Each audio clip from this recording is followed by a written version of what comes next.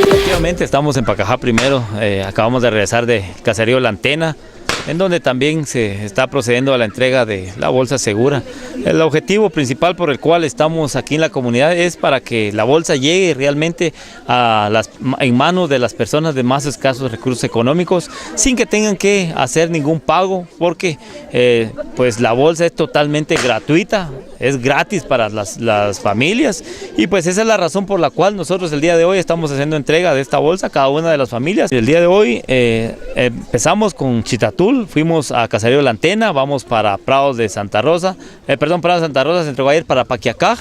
Luego regresamos nuevamente a otras comunidades en las cuales también se está haciendo entrega de esta bolsa.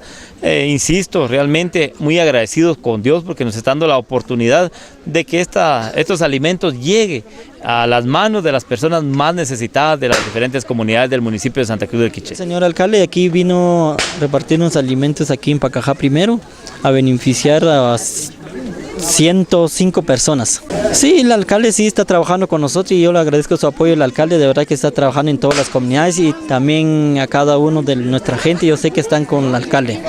Las bolsas seguras que está repartiendo aquí a la comunidad de Paquiacá. Yo le doy gracias a Dios que el señor alcalde nos tomó en cuenta aquí en Paquiacá y por esa bolsa segura que nos está dando ahorita, yo le agradezco mucho.